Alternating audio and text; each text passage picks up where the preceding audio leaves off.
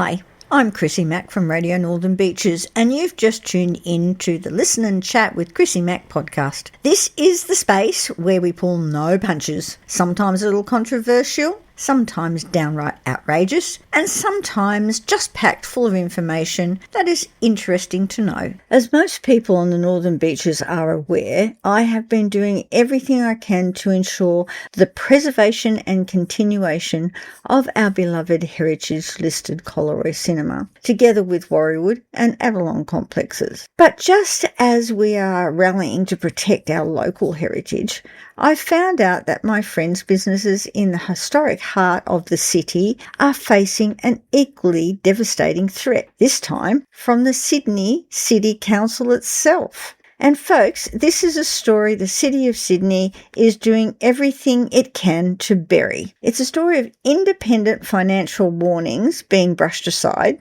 specialised asset advice being ignored, and details hidden away in confidential council files.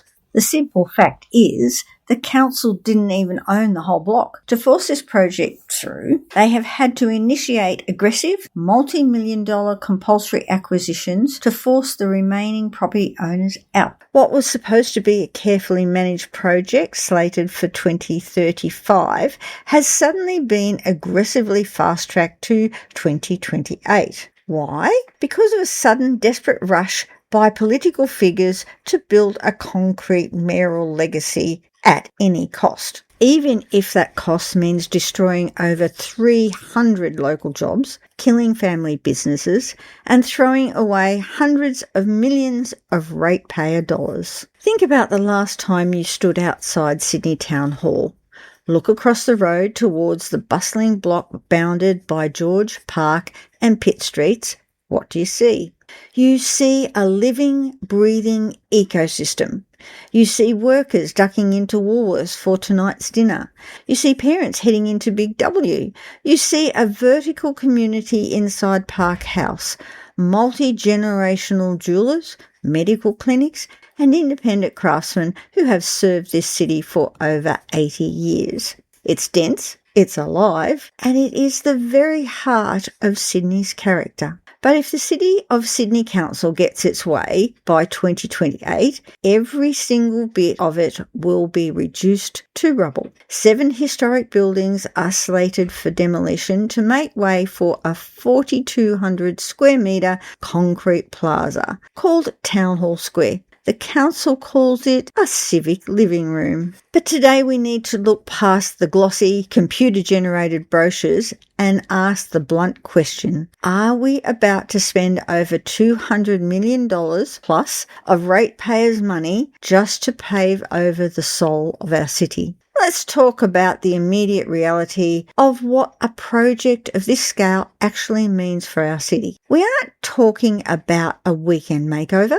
This is a massive, high-complex CBD demolition and construction zone that will paralyse the dead centre of Sydney for years. Picture this intersection shut down. Scaffolding, jackhammers, dust and heavy trucks completely choking George and Park Streets. The light rail disrupted, bus routes diverted. The gridlock will ripple through the entire city centre, turning a primary commuter artery into an impassable bottleneck for years. And what does that do to tourism? Visitors don't fly across the world to walk through a hoarding-lined construction zone thick with concrete dust and drilling noise. They come to experience the vibrant, world-class city. By turning our central precinct into a multi-year wasteland, we are actually driving tourist dollars away at a time when our local economy desperately needs them. Let's be honest with ourselves. Sydney has only just escaped a decade of construction purgatory. Every one of us remembers what it was like trying to navigate the CBD in the past.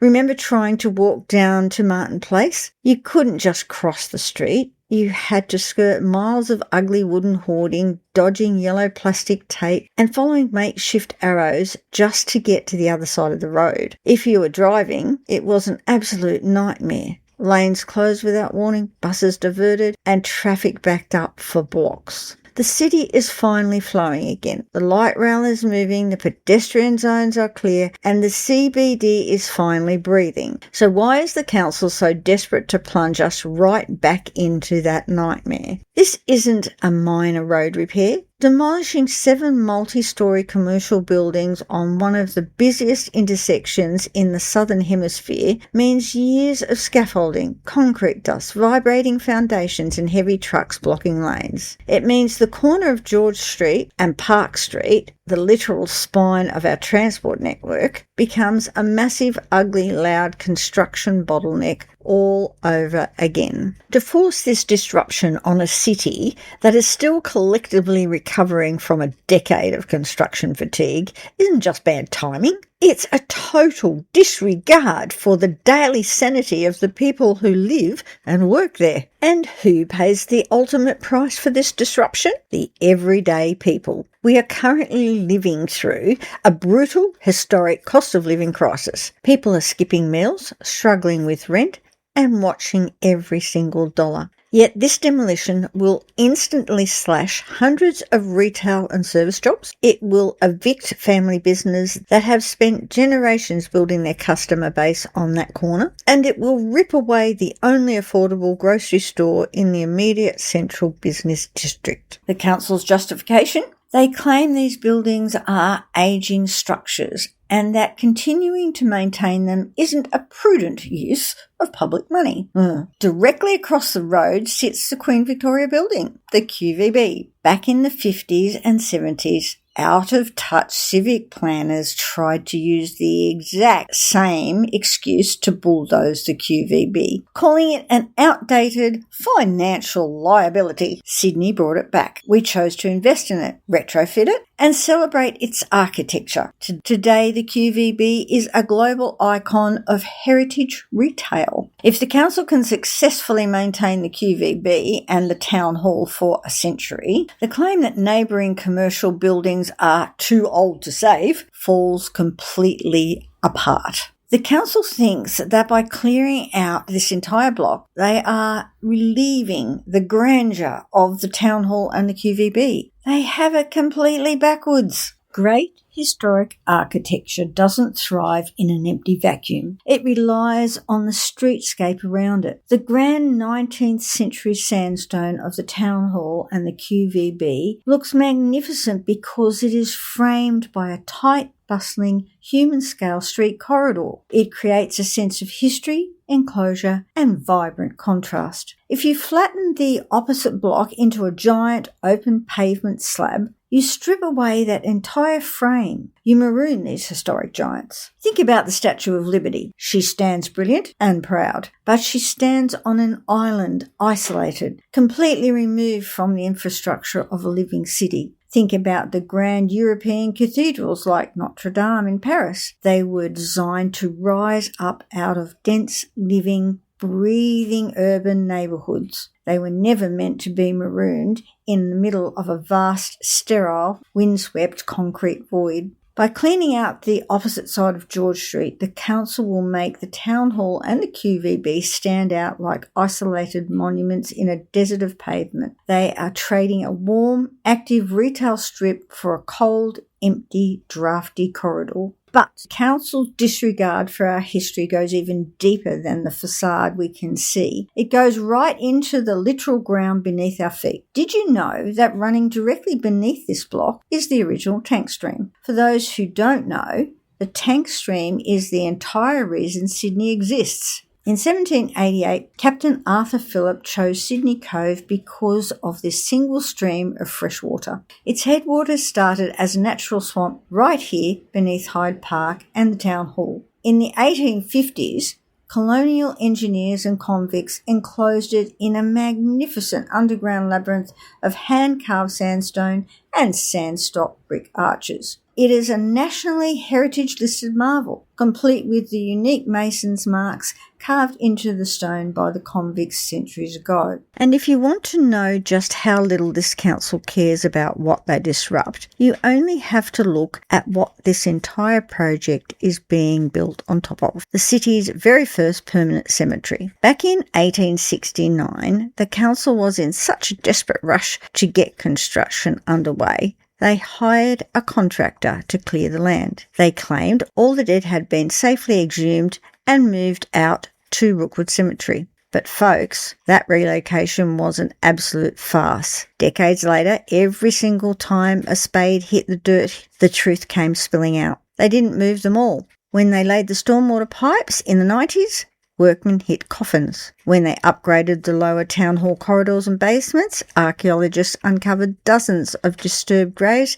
and completely intact skeletons that had just been left behind and built over. Even to this day, as modern works plough ahead, more human remains and colonial headstones are still being found right underneath. They are literally building a modern political legacy on top of forgotten pioneers of this city. This entire block is a sacred, fragile, archaeological goldmine of early Australian history. It holds old colonial wells, barrel drains, and the foundations of the very first brick cottages that were built by this nation. And yet, the council wants to bring in heavy industrial demolition equipment.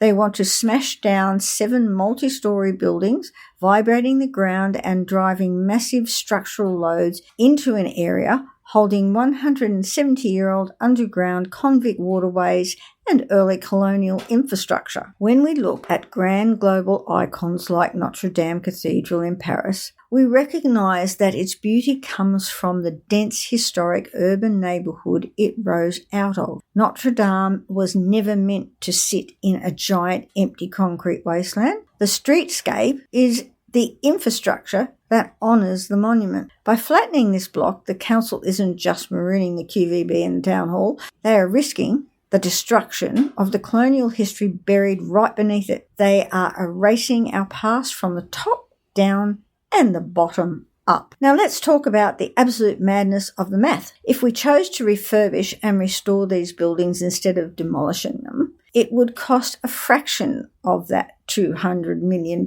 budget. Imagine the hundreds of millions of dollars left over. Imagine if we had a council that acted less like an unelected oligarchy, the powerful elite obsessed with their own monuments, and more like a government that actually cares for the people. Where should the money go? It should go directly into the human crisis unfolding on our city streets every single night. We could fund dedicated long-term housing programs to permanently lift the homeless out of crisis. We could heavily fund mobile health clinics, mental health support, and crisis counselling right here in the CBD. We could expand community food banks and subsidise nutrition programs to feed those who are quietly drowning under financial pressure. We could build public amenities that actually benefit the people who live in and work in and visit this city. Modern public restrooms, safe community centres, and medical drop-in spaces. Instead, the council wants to spend that money to create an artificial concrete plaza. Let's not forget, Hyde Park is literally 5 minutes walk away, 2 streets. When a council prioritises an abstract architectural concept over the survival of real workers, the preservation of real heritage, and the desperate needs of the vulnerable, they have completely lost touch with reality. And this brings us to the political flashpoint. The City of Sydney is moving forward with demolition and construction slated to kick off in 2028. But because the council hasn't even lodged a formal development application yet, the Save Our City Shop Alliance is executing a major strategic pivot. They're not just appealing to the town hall anymore, they're taking the fight straight to the New South Wales state government. The Alliance is formally calling on the New South Wales Premier Chris Minns and the State Planning Minister Paul Scully to step in and use their executive planning powers to halt the project entirely. The argument is simple. The economic health of the Sydney CBD, the preservation of 300 jobs, and the stability of the public transport grids are matters of state significance. A local council shouldn't have the unilateral authority to disrupt the commercial heart of New South Wales for a vanity project. Paul Nicolau, the Executive Director of Business Sydney, made an incredibly poignant point recently. He noted how rare and significant it is to see corporate business groups, the retail sector, and the union movement completely united in lockstep opposition to a project. Normally, unions and employer groups are on opposite sides of the table, but here they are standing shoulder to shoulder because they all see the absolute madness of destroying a functioning, job-creating commercial hub to build an empty square. Nicolau pointed out that the entire block has essentially been held in limbo for decades by the council's long-term plan. Imagine what a sensible modern development could have achieved on that site over the last 20 years if the council hadn't been hell-bent on flattening it. We could have had a mixed-use development that integrated heritage preservation, thriving new retail spaces, upper-level affordable housing, and beautiful functional public arcades, all while creating thousands of new jobs instead of killing 300 existing ones. Which leaves us with a profound question. Why has our heritage become so dispensable to those in power? Why have we stopped valuing the very things that give our city identity? The buildings on this block possess an incredibly rich architecture from a bygone era. The kind of craftsmanship we simply do not build anymore. Why can our leaders not see that their beauty can be restored? Look at what happens on the global stage. When the iconic Notre Dame Cathedral in Paris was destroyed by fire, the world didn't just shrug, bring in the bulldozers, and build a modern concrete slab in its place. They painstakingly, brick by brick, restored it. They poured resources into saving its history because they understood that once that soul is gone, you can never buy it back. Yet here in Sydney, our council looks at beautiful, character-filled heritage facades and treats them like a disposable inconvenience. It is a lazy, short-sighted approach to urban planning, and it's time we start investing in restoration instead of demolition. Now, let me remind listeners of a piece of political history. Remember when Bronwyn Bishop resigned from Parliament over a helicopter ride? She stepped down because the everyday public believed that expenditure didn't stand up to the pub test. So at the risk of sounding exactly like Pauline Hanson, please explain to me what the hell is happening here, because this goes way, way beyond a simple failure of the pub test. We aren't talking about political travel expense voucher. We're talking about an elite insulated council administration preparing to sink over $150 million of public money into flat concrete, whilst erasing 300 actual jobs, evicting local family businesses, and risking the demolition of convict waterways and pioneer burial grounds. All just to fast-track a mayoral legacy. If a helicopter ride is enough to end a federal career, how on earth is this multi-million-dollar devastation allowed to slide? Well, that's it for me on the subject, but I'd like you to have a listen to someone who is actually being affected by this nonsense. Let's have a listen to what Jason Blaiklock and his father Graeme have to say about it from Opal Cutters. G'day everyone, welcome to the podcast. I'm your host Jason Blaiklock, and today we're tackling a critical issue that could reshape the heart of Sydney. Joining me is my dad, Graeme Blaiklock. How are you, Dad? Hi Jason. I'm deeply concerned about what's unfolding in our city. Our city mayor is proposing a project that could demolish iconic heritage buildings, including our own Australian Opal Cutters, to create Town Hall Square, a massive slab of pavement. The City of Sydney expects us to quietly accept this, but we can't let that happen. The soul of Sydney is not for demolition. The council has stated an estimated cost of $150 million for the demolition of the buildings, but there are allegations that it could reach closer to $1 billion. The real expenses have been alleged to include up to $100 million for compensating previous landowners and tenants to leave the council-acquired building, and no one is talking about the costs to purchase all of these buildings. It is not publicly disclosed, but it could be anywhere from $400 to $500+ million of your money that has already been spent. What is of a much greater concern is the loss of premium CBD airspace. The immense value of this 18-storey zoning is not being discussed in the news. The project involves demolishing buildings in the George, Pitt and Park Street area. This footprint has 17+ stories of airspace, and the development potential of this is anywhere from $700 million to $1 billion in commercial office spaces or a mix of residential towers. Critics of the square allege that the $150 million figure quoted by the council ignores or even hides the true costs of past acquisitions, compensation payouts, current vacancy losses, maintenance fees, and potential legal fees to pay out the remaining owners and tenants. The critics allege the economic impact of the loss of these buildings could be much higher. Supporters value the project as civic space, an area for more protesters to gather, while critics question using $1 billion of premium CBD land for open space. The Mayor calls it a grand gateway, but the reality is we're trading functional heritage buildings and active shopfronts for a giant, expensive slab of pavement. And let's not forget, this would demolish Woolworths, the #1 supermarket in the CBD, with 1 million customers a week using this store.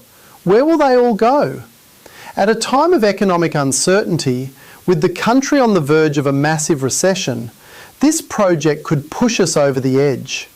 Most governments are talking about fiscal constraint, yet allegedly the City of Sydney wants to spend hundreds of millions of dollars on a project almost no one wants.